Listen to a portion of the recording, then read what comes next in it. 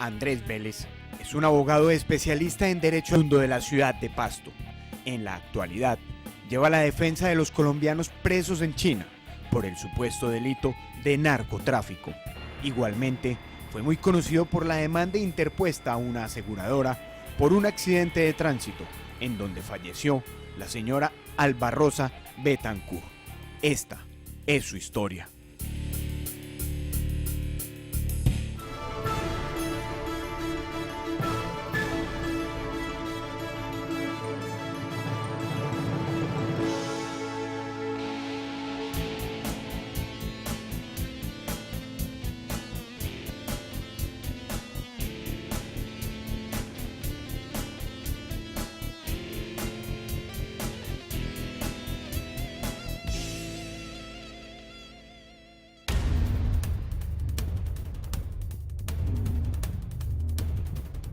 Mi nombre es Andrés Alberto Vélez Criollo, de profesión abogado desde el año 1994.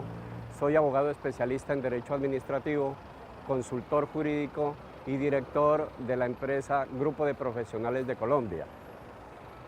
Provengo de un hogar conformado por padre, madre, mi padre de nombre Andrés Vélez, que en paz descanse, una persona con alto grado de inteligencia, valga decirlo. Mi señora madre, doña Mariana de Vélez, una persona abnegada a su hogar, a sus hijos, luchadora, emprendedora y con sus propias ideas de progreso. Somos 3 hermanos dentro de ese hogar. ¿Qué les tengo que contar? Andrés Vélez se ha especializado en la representación de víctimas, en el entendido de que las víctimas no solo se maneja bajo el contexto de aquellas personas que de manera desafortunada han sido desplazadas por el actuar de la violencia. ¿En qué sentido? En que todos somos víctimas dependiendo del grado, dependiendo de la situación, dependiendo de muchos factores y elementos que pueden conllevar a este estado. ¿Cuándo nos tornamos, cuándo nos volvemos en víctimas? Un ejemplo, todos tenemos acceso a los sistemas financieros. Yo me convierto en víctima, usted, señor televidente, se convierte en víctima cuando le adeuda a esa entidad financiera, vamos a colocar un ejemplo, 5 millones de pesos más 3 de intereses. Usted queda en mora. Entonces, la fórmula de arreglo, entre comillas, que le propone aquella entidad financiera es, mire, señor usuario financiero, podemos reestructurar su crédito. Le debe 8 millones en total, 5 en capital, 3 en intereses. Entonces, le vamos a proyectar esa deuda de 8 millones, nuevo crédito con un nuevo plazo, con unas cuotas inferiores. ¿Qué es lo que está pasando? Usted es víctima en el sentido de que le están capitalizando sus intereses y le están cobrando intereses sobre intereses.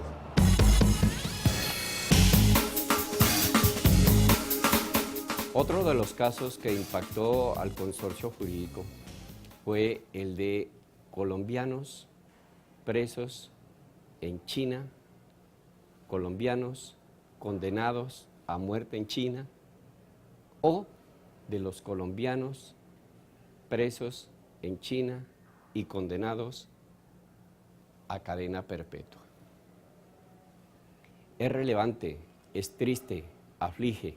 Con los conceptos que yo emita, no quiero salvar la responsabilidad penal que deba pagar cada uno de quien haya vulnerado una ley vigente en otro país. Si una persona comete un delito, debe y tiene el derecho al debido proceso y a un juicio justo, ¿sí? Una vez vencido en juicio justo y atendiendo al debido proceso, pague su condena.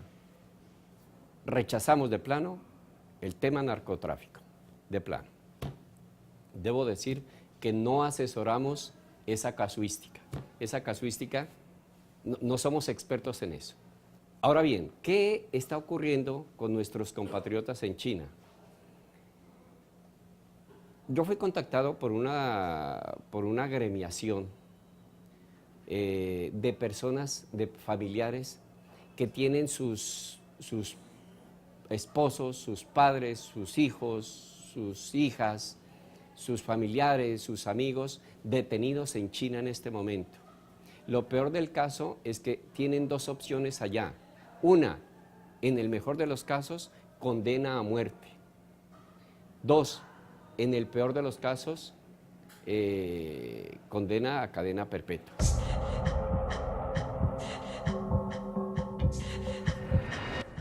Yo hago una invitación a estos familiares y a todos los compatriotas para que pongamos una voz en alto. La persona que me contactó a mí me manifestó lo siguiente: mire, doctor Andrés Vélez, sabemos de sus causas, sabemos de su trayectoria, queremos una asesoría jurídica, necesitamos una voz con mayor conocimiento en los ámbitos jurídicos, ya que nuestras voces son sordas para los oídos de la Cancillería, el Ministerio de Relaciones Exteriores y para los señores cónsules. Y me cuenta lo siguiente: lo que pasa es que hay una persona detenida en la República Popular China y está condenada a muerte. ¿Sí? Lo primero que le digo, señora, lo siento mucho, desafortunadamente su señor esposo está en ese país y vamos a ver lo que hacemos. De inmediato al teléfono me intercede y me dice: doctor, ¿cuál esposo? Yo no le estoy clamando por mi esposo, yo le estoy hablando es por mi papá. Es mi papá quien va a ser fusilado por un país extraño al nuestro, por un delito que eventualmente fue condenado con base en una ausencia al debido proceso. Es que eso es inconcebible, que en pleno siglo XXI ocurran cosas como esa. ¿Sí? Valga anotar, Oscar, es que mire, yo no entiendo el por qué el silencio de nosotros los colombianos. Es que hay que crear conciencia social. Yo le traigo a colación a los mexicanos. Los mexicanos, ellos le llaman la raza, ¿sí? Y sienten la raza, y sienten su país. Y cuando ocurre o intentan una pena capital en contra de un conciudadano mexicano, desplegan todo el operativo y todos los medios de comunicación y la Cancillería, y eso se vuelve boom nacional y boom internacional, que pone en vilo e incluso las relaciones comerciales entre México y Estados Unidos. Hombre, la pena de muerte no está nadie de acuerdo, yo tampoco estoy de acuerdo con la pena de muerte. Es una cosa que ya está abolida en muchas partes del mundo, ya no, es como que no se lleva mucho, pero bueno, en algún país todavía existe, ¿no? Pero yo no estoy de acuerdo, no estoy de acuerdo. Si nosotros somos colombianos, debemos ser juzgados que en Colombia no en ninguna otra parte. No, en ningún momento, a nadie se la merece. Ni colombiano ni extranjero se merece la pena de muerte en el mundo. Todos nacimos para tener un objetivo, vivir. No estoy de acuerdo con eso. ¿Por qué? Pues lamentablemente nosotros, los colombianos, tenemos que ir buscando la plata de alguna manera, de otra manera, para poder subsistir, ¿cierto? Desafortunadamente ellos cogieron ese trabajo, pero yo no estoy de acuerdo con eso. En ningún caso. O sea, yo considero que los colombianos deben ser juzgados en sus plazas. Ningún ser humano merece una pena de muerte. Habrá otra forma de cobrar las cuentas aquí, pero dejemos la pena de muerte para nuestro Padre Celestial. Realmente es un tema difícil porque cada país tiene sus reglamentos, sus leyes. Pero si miramos la parte humana, créame que no estoy de acuerdo con eso.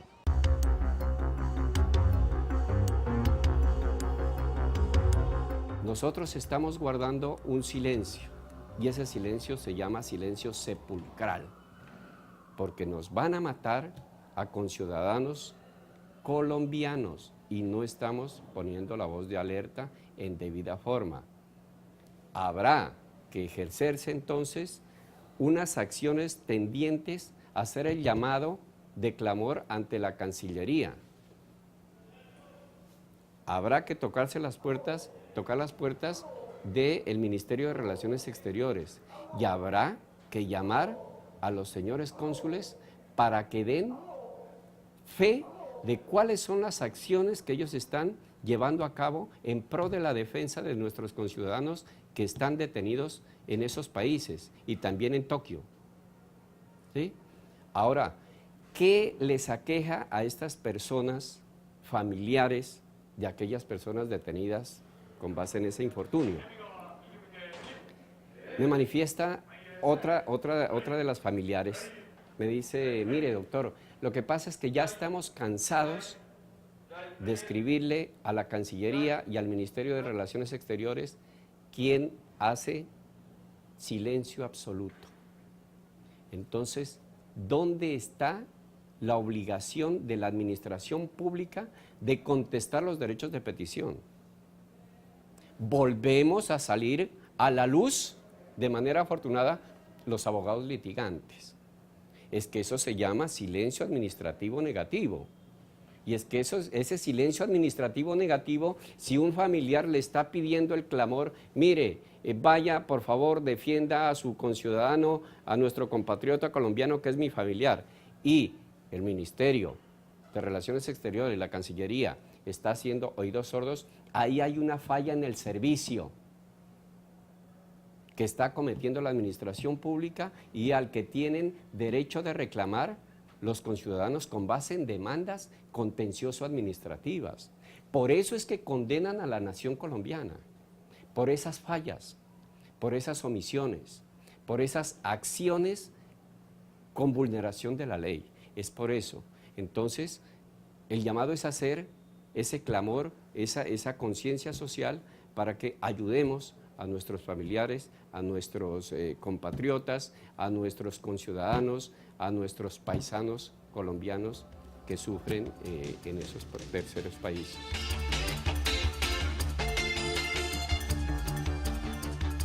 Mi hijo ha sido una persona muy noble, una persona que ha sido querida por toda la familia y por muchas personas, y debido a la situación económica y a la situación con su familia, se vio obligado a aceptar todo esto que le dijeron a él pues que hiciera. Con mentiras y con engaños lo convencieron para que él se fuera por allá. Ha quedado un vacío muy grande en la casa, a la cual son muchas las cosas que se han perdido a causa de esta ausencia de él. Sufro mucho, me duele mucho porque yo sé que él es una persona demasiadamente sentimental y demasiadamente noble, a la cual yo como madre siento su tristeza y su dolor, y siento el sufrimiento de él, porque él ha sido una persona verdaderamente de un corazón muy grande. Desafortunadamente nos tocó esto. Esperando la misericordia de Dios, que Dios es el único que todo lo puede. Soy una persona muy convencida de que Dios existe y de que Dios verdaderamente todo lo puede, porque creo en la mano de Dios, más no en la mano del hombre. Y en cuanto a mi esposo, lo que más extraño es su forma de ser conmigo en la casa, el cariño, el amor que me brindaba, la comprensión que me daba. Yo, a pesar de las situaciones económicas de mi casa, nosotros vivíamos felices porque todos vivíamos unidos, todos vivíamos prácticamente en la misma cuadra.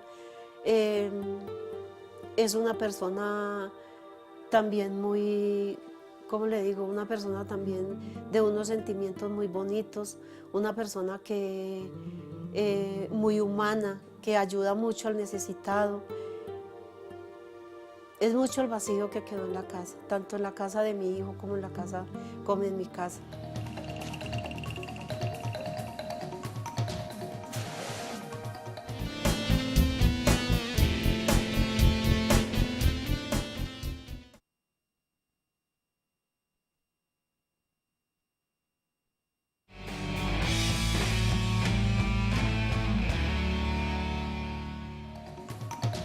El narcotráfico en China es castigado con penas que van desde la cadena perpetua hasta la pena de muerte.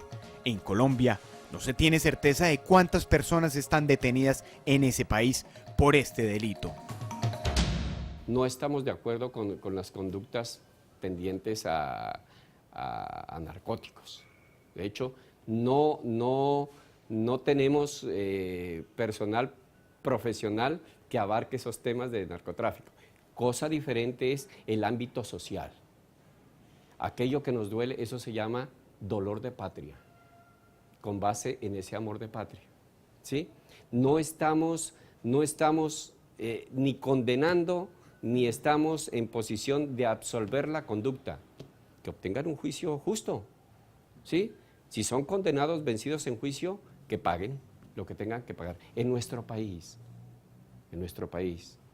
nosotros hace tiempos superamos la pena de muerte. La pena de muerte no es la solución a las conductas delictivas. La pena de muerte sería un retroceso respecto al concepto de ley. La pena de muerte en Colombia, implementarla sería, para mí, con todo respeto, un retroceso. ¿Qué podemos hacer en pro de eso? Tocarnos el corazón y poner en conocimiento de las personas y tocar puertas en cuanto a la administración pública, en cuanto al Ministerio de Relaciones Exteriores, a ver qué ha pasado con esas solicitudes, qué es lo que está ocurriendo. Dan fe los familiares, algunos de los familiares que se ha contactado conmigo, me dicen, no, mire, tuve noticias por intermedio del señor cónsul o la señora cónsul, intermediando el ministerio, me llegó una carta de mi esposo, me llegó una carta de mi padre, me llegó una carta de mi tío.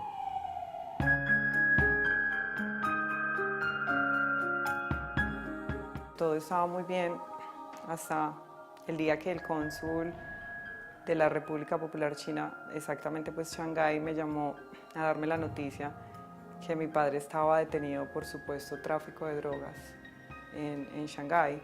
Entonces mi vida era una vida normal, de una familia pues pereirana normal, con muchas metas, con muchas aspiraciones, pues trabajando, hasta digamos ese día que fue pues como la noticia más fuerte que yo he recibido en mi vida, la noticia más dura, que fue esa noche del 11 de febrero que me llamaron, del 21, perdón, de febrero que me llamó el cónsul a decirme que mi papá simplemente estaba detenido en China.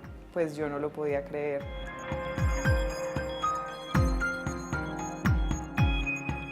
Yo te voy a ser muy sincera y es que para mí ha sido muy difícil esto. Nosotros, nuestra familia, sus amigos, nadie sabe qué pasó con mi papá.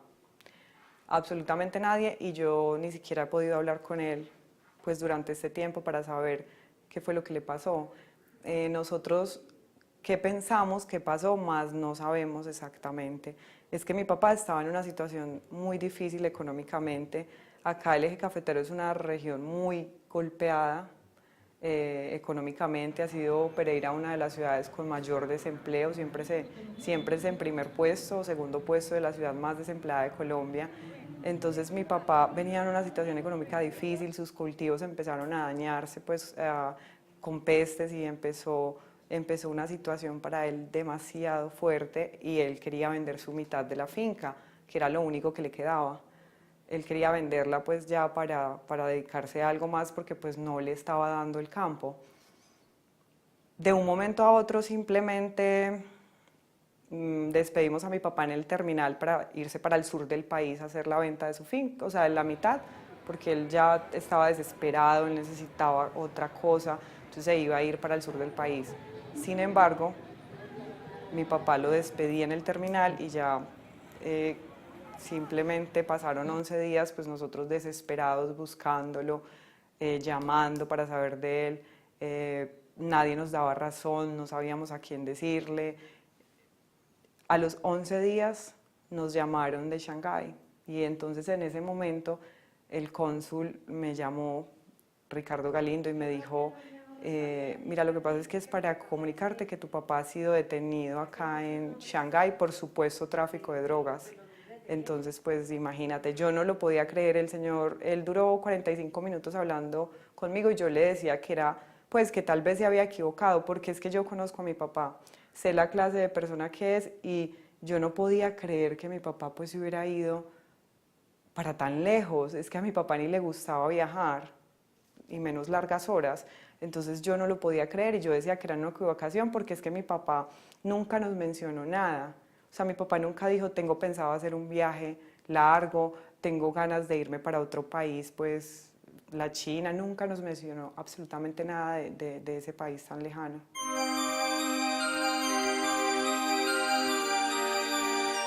Nosotros la situación se nos presentó tan acuciante que nos metimos en un gota a gota, estaba peligrando mi vida, peligró la vida de él porque él estuvo hasta detenido, porque el día que él tuvo ese problema con esa gente, a él lo tuvieron detenido porque amenazaron de que iban a ir por mí a mi casa.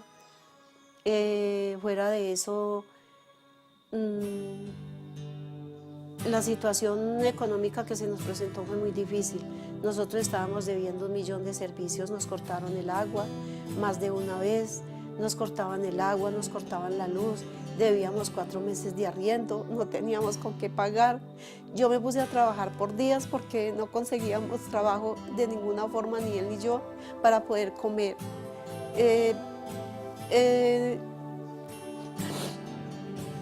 Lo poco que yo me ganaba con eso era que comíamos. Con eso bregaba yo a comprar alguna cosa en la semana para poder comer.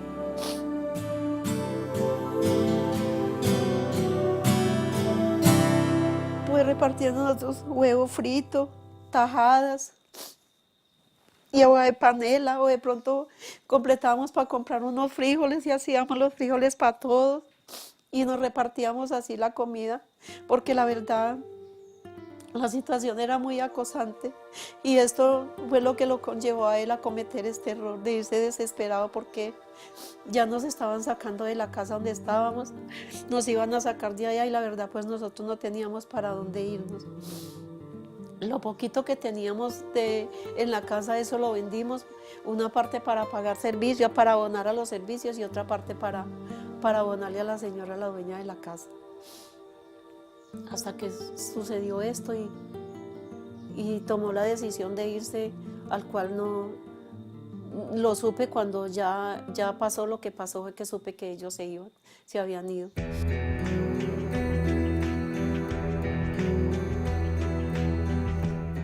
Su presencia, o sea, extraño que abrazarlo, extraño darle un beso.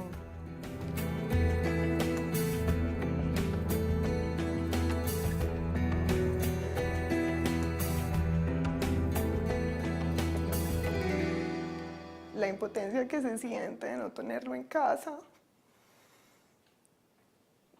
Y pues lo peor es que uno está haciendo muchas cosas acá y yo estoy uniendo gente, pero se siente una impotencia muy, muy fuerte de no tener uno, pues como la certeza de que él vuelva a casa.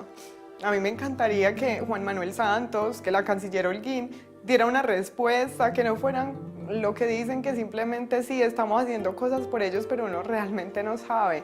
O sea, es una impotencia grandísima de no poder verlo, porque ni siquiera los podemos ver.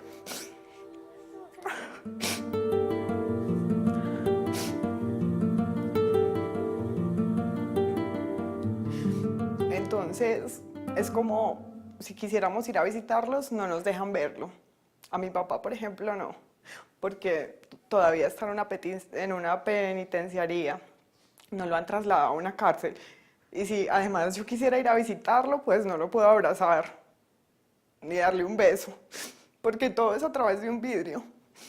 Entonces, yo creo que la situación es muy complicada porque es que no hablan ni siquiera el idioma, la cultura es demasiado diferente, es que estamos hablando de China y allá ese país con una cultura supremamente diferente. Entonces, cultura, idioma, les pones un traductor y pues realmente el traductor que puede decir si él quiere cambiar las cosas, las cambia a su favor, al favor de las leyes chinas. Entonces es muy duro porque uno siente como si ellos estuvieran allá desamparados completamente. Eso es lo que uno siente como familia.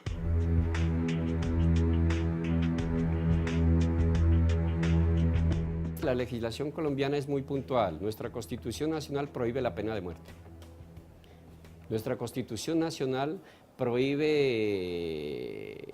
cadena perpetua. Nuestra Constitución Nacional obedece a un bloque de constitucionalidad, en el entendido de que está obligada a respetar convenios internacionales. La OEA, el Pacto de San José de Costa Rica, el Convenio de la Haya, Corte Interamericana de Derechos Humanos. Y todos esos entes prohíben la pena de muerte. Entonces, ¿por qué ese silencio respecto a un tercer país? ¿Por qué ese silencio respecto a una voluntad de un solo país? Que lo entendemos como China, como Japón, que tienen esas mismas ideologías traídas de los cabellos, porque pensar en pena de muerte por un delito de narcotráfico, sin el debido proceso, sin un abogado defensor idóneo, es estar fuera de todo contexto legal y ante todo humano. Pues el juicio es justo que se haga, sí. Y para eso existen los consulados y las embajadas, para que nos representen en el extranjero. Con el respeto del debido proceso y que tenga derecho a su vida. Así sea que lo condenen infinitamente, pero que tenga derecho a su vida, que se muera cuando le corresponda. Claro que sí, obviamente es lo mínimo que podemos garantizar como un derecho a la vida, ¿no? Lo más viable es todas las vueltas que uno puede hacer por tenerlo cerca, traérselo, pero no que lo tengan por allá lejos, fuera de la familia, y restablecer su nivel social que ellos merecen también. Que ambas partes queden como satisfechos ante la justificación y ante la acción que se haya hecho, y entonces se cure así los errores.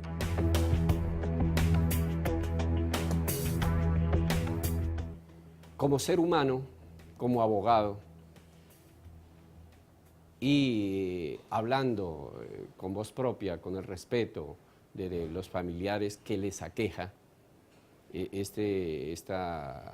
mala fortuna, esperamos respuestas positivas por parte de la sociedad, de los medios de comunicación y por parte, por sobre todo, del Estado colombiano.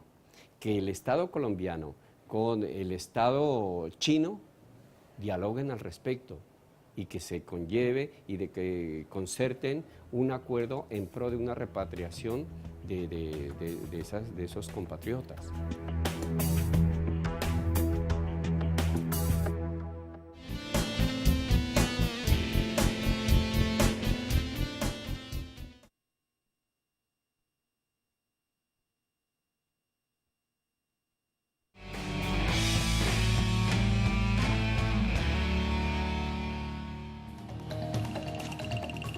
El abogado Andrés Vélez lleva igualmente demandas civiles de diferente índole. Uno de los casos más sonados que representó fue el de Alba Rosa Betancur, quien falleció en un accidente de tránsito. Su familia demandó a la aseguradora y a la empresa de transporte por perjuicios y daños morales. Esta es la historia. Hay un caso muy interesante que es el de una persona de la tercera edad que sufre una lesión y posterior muerte al día siguiente o en horas próximas a causa de un accidente de tránsito.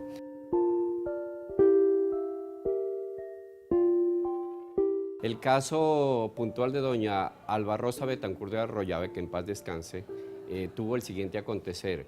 Se produce la muerte, hay unos ingredientes muy especiales dentro de este evento, como quiera que era fehaciente la responsabilidad en cabeza del señor conductor del autobús, que si bien es cierto, obró tan solo con base en la culpa, no es menos cierto que desobedeció el Código Nacional de Tránsito y Transporte, fue imprudente, fue negligente.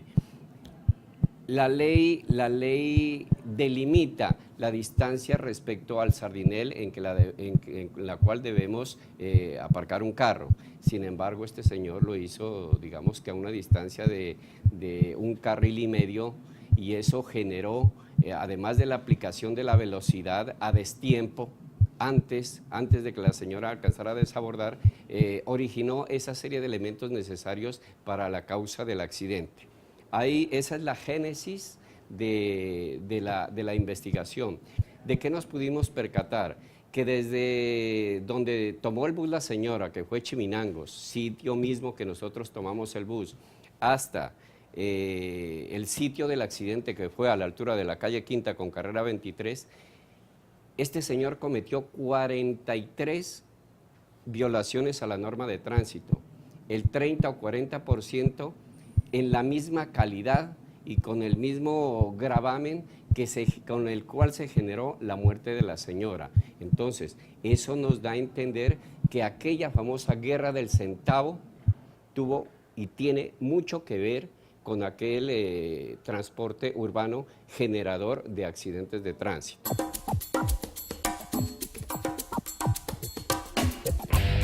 Ahora bien, cuente aparte lo atinente a las aseguradoras. Las aseguradoras jamás mostraron un interés real, un interés concreto para entrar a desembolsar los montos amparación. Escúchese bien, emitieron y entregaron un ofrecimiento a nivel conciliatorio de 10 millones de pesos para 7 hijos. Y las pólizas, que eran 2, la una contaba con un amparo de hasta 38.700 millones de pesos y la otra de hasta 300 millones de pesos. Entonces, ¿qué está pasando?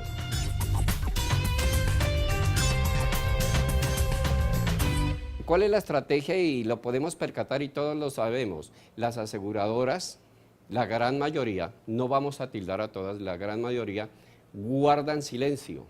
¿Para qué? Para ganar la desesperación de aquella persona de a pie que no conoce que con el paso del tiempo se pierden derechos, ya sea por caducidad o por prescripción. Entonces, a la postre, como nada me responden, como nada me dicen, tal vez me voy convencido, si estoy mal asesorado, de que no me asiste el derecho. Cuando ya deciden demandar es demasiado tarde y lo que hacen es presentar excepciones o por prescripción o excepciones por caducidad de la acción. Y con eso se libran de aquella obligación contractual que obtuvieron con base en unos pagos periódicos que se hicieron de manera cumplida. Esos fueron los grandes obstáculos que se nos presentó en ese evento.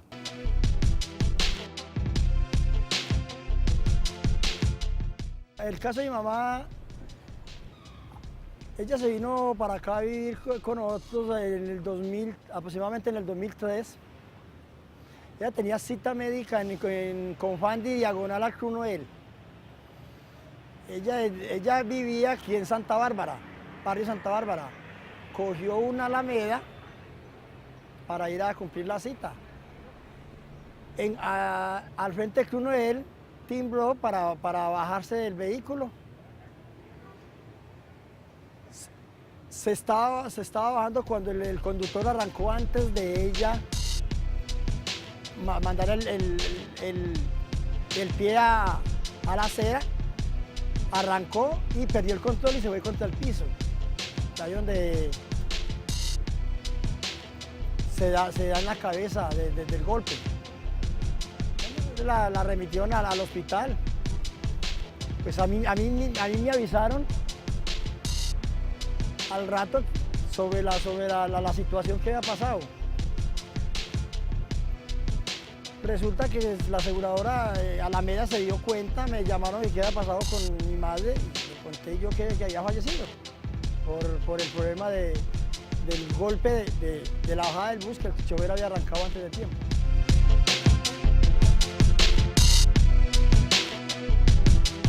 ¿Qué nos decía la familia de la señora? Nosotros aquí somos un equipo de trabajo. Siempre mantuvimos un diálogo permanente, un diálogo eficaz para con las personas. ¿Qué es lo que agrava el sentir de aquel ser humano del común y corriente? Nosotros como juristas, nosotros como abogados litigantes, ya estamos acostumbrados a los silencios administrativos negativos si se trata de la nación colombiana y a los silencios, aquellas no respuesta por parte de entidades particulares. Entonces, si bien es cierto, nos afecta económicamente, nos afecta respecto a lo cronológico, no es menos cierto que ya estamos acostumbrados, porque el objeto social nuestro es el litigio. Nosotros estamos y somos especializados en eso. Y la costumbre te hace mella y la costumbre te hace fuerte.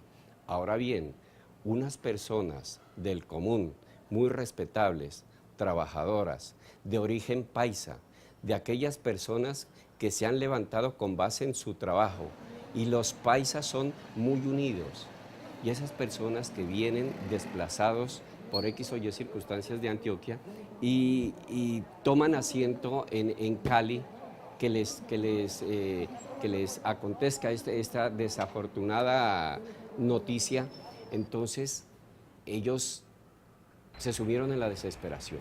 La investigación iba marchando, nosotros estábamos en contacto directo con la Fiscalía, pero hacerle entender a una persona que no tiene por qué saberlo, porque no es abogado, porque no es juez, porque no es fiscal, porque no es magistrado, hacerle entender que la administración de la Fiscalía le nombró nuevo fiscal para su caso durante 10, 12 o 13 oportunidades, no tiene presentación.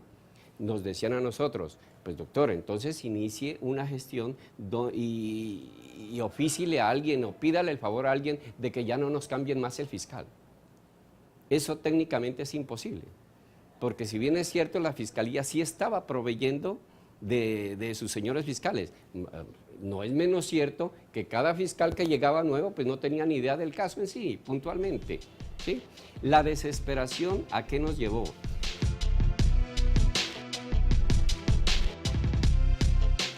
Para nosotros fue muy duro, muy tenaz.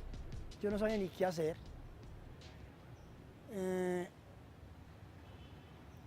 Bueno, de todas maneras, ya lo que pasó, ya me tocó pues mirar qué hacer. Fue donde ya busqué al doctor, al licenciado Andrés Vélez, y le consulté el caso, porque yo no tenía experiencia nada de ese problema. Resulta que cuando ya pues el doctor cuidó ese caso, que ya llegó en manos del fiscal, lo primero que dijo el fiscal, ¿cuántos años tenía mi madre? Se le dijo, y dijo que ya estaba muy vieja, que eso era un negocio.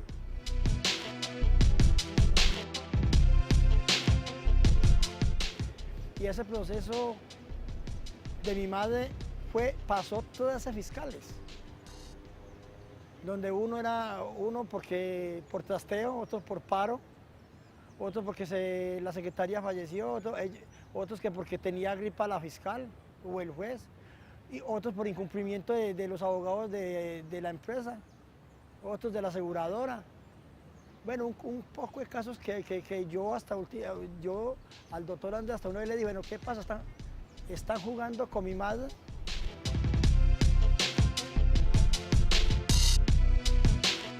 Esa causa tuvo una vigencia de 5 años, 5 años duros, en los cuales se compactó, se consolidó una familiaridad, llamémoslo de alguna manera, con las víctimas, ¿sí?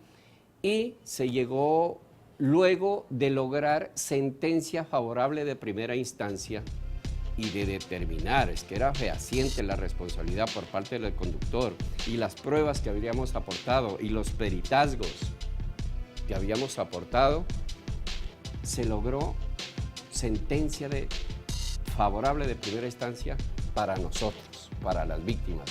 Ganamos en primera instancia. Las aseguradoras interpusieron el recurso de ley, recurso de apelación, subió ante el tribunal, que es el superior jerárquico, y el tribunal confirmó a nuestro favor la sentencia de primera instancia.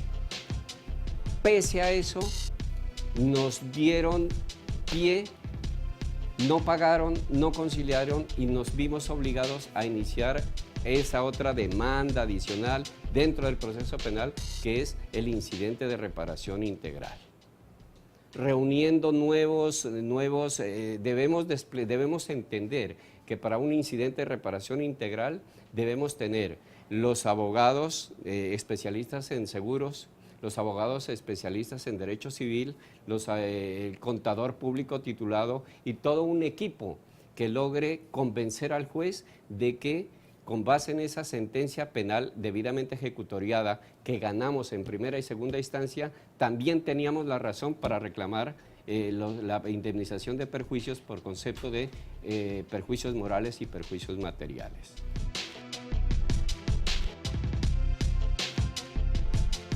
Totalmente injusto que una familia, además del dolor moral por la pérdida de su ser querido, que es una madre, ¿sí?, tenga que verse abocada a una tristeza, a sentirse desamparado por parte de las autoridades, al percatarse que en el Valle del Cauca tan solo hay 1 o 2 peritos en accidente de tránsito, y que esos 2 peritos de tránsito que son idóneos están con una agenda 3 años a futuro. Entonces, el desazón, la zozobra, la tristeza embarga los corazones de estas personas. Sería muy bueno, y ahora con este nuevo sistema oral espero que se logre una eficacia, una eficiencia y por sobre todo una oportunidad y una justicia eficaz y a tiempo a favor de las víctimas.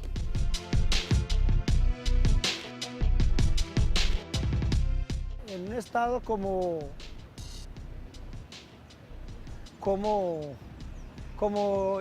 no sé, muy maluco, porque pues pensando en esa acción, cómo jugaban con mi madre en los fiscales, que me vuelvo y repito, cómo cambiaron de fiscales. Entonces eso era, nosotros todos y los hermanos preguntaban, bueno, ¿por qué cambian tanto de fiscal? ¿Por qué la justicia cambia tanto que uno, que el otro, por una cosa a la otra? Claro, pues, será porque como uno no es tan importante, será, o no sé, ojalá sea los de cuello blanco, que son los que más le corren y toda esa vaina, para ellos es privilegio, pero para ser común y corriente, la justicia lo envuelve a uno, hacen con uno lo que quiera. Entonces nosotros era una cosa como tan maluca que no sabemos ni qué pensar, simplemente sacábamos una conclusión: ¿cómo juegan con un ser como la madre de uno, la justicia, la ley? Porque es que no hacían mayor cosa, eso estar vacilando por X razón los fiscales o los jueces. Y al contrario, aquí también los abogados de representantes tanto de la empresa como de la aseguradora. Entonces era algo tan maluco que nosotros al último pedíamos resignación de Dios y le dejábamos toda la mano del doctor Andrés, que era el que tenía ese caso, y tenemos conocimiento que era muy buen abogado, no más, pero era muy maluco porque la justicia la vi muy mal ahí.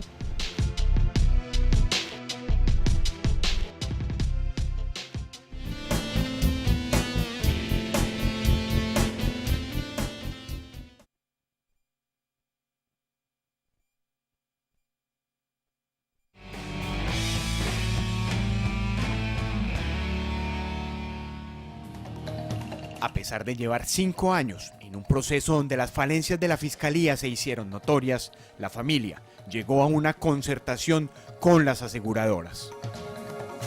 Tanta lucha y el doctor Andrés Vélez, pues, en la asistencia, como muy buen abogado que es, pues insistiendo a ver cómo, pues a la final tanto tiempo, que ya se iba a aproximar los 5 años.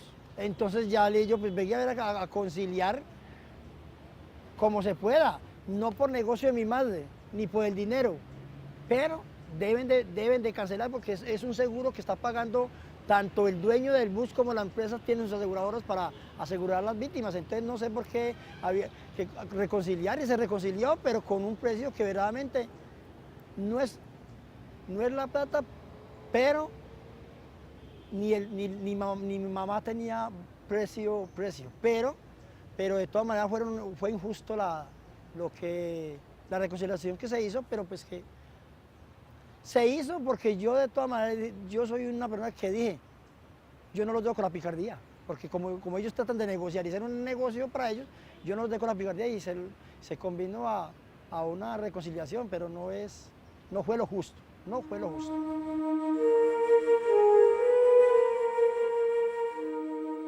Yo como conductor tengo ya esa experiencia y me sirve de experiencia, para mí me sirve de experiencia. Por eso yo por decir al conductor no le tiré nada, que lo tienen que meter a la cara nada, porque soy consciente de que él tampoco lo hizo pues premeditado, que el pasajero tiene que morirse, no. Se le fue la luz, es una imprudencia, en el estrés de ahí de pronto se le fue las luces, no queriendo, pero fue falla de él. Por eso digo, en la ley, entonces, en el sistema del transporte le exigen a uno los seguros, todos los seguros correspondientes. Entonces, si son seguros para las víctimas, culpable o no culpable el conductor, hombre, paguen. Y siendo así, no tienen por qué uno estar buscando un abogado, ¿para qué? Porque si no, no le pagan a uno y salen por la tangente. Entonces, ¿para qué exigen los seguros? Porque es para pagar a la víctima, culpable o no culpable. Pero se volvió un monopolio, eso que es un negocio.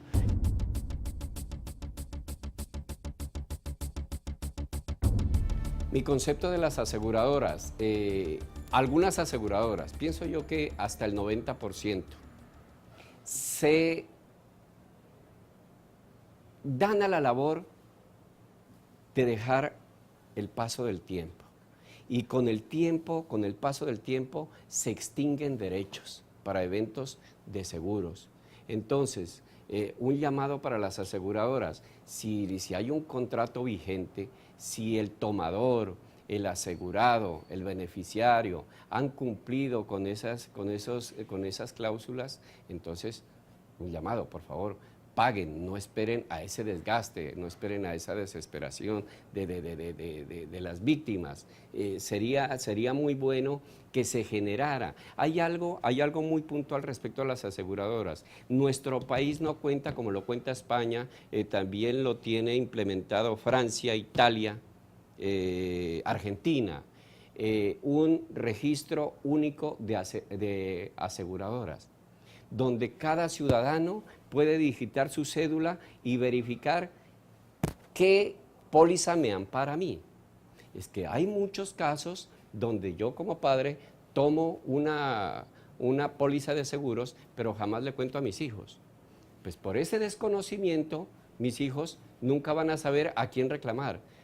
Al fallecer el tomador, entonces los beneficiarios quedarán en silencio y la aseguradora jamás va a desembolsar porque no hubo esa petición por parte de los hijos. Entonces sería muy bueno que nuestro país implementara ese registro único de asegurados.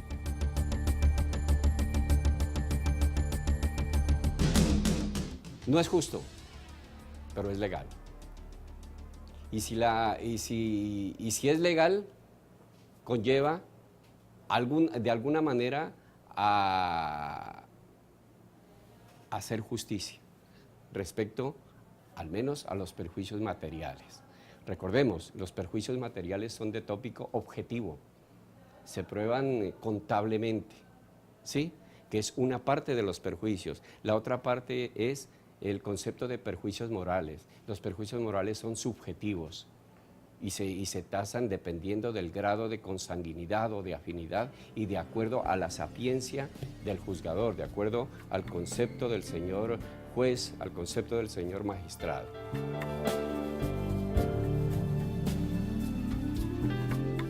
Todo ser humano tenemos errores, faltamos, pero se puede llegar a cuadrar a nivel por decir, de uno de víctima, que la justicia, hombre, sea más consciente de los procesos que vayan pasando en la vida cotidiana. Mirar bien, observar bien los casos y hacer justicia cuando es justicia. Y vuelvo y repito, uno de ser humano comete errores, pero yo veo, primordialmente recomiendo la justicia cuando se presentan los casos, por Y razón, y las aseguradoras están involucradas, que tienen que pagar eso, hombre, reflexionen, sean conscientes de las víctimas.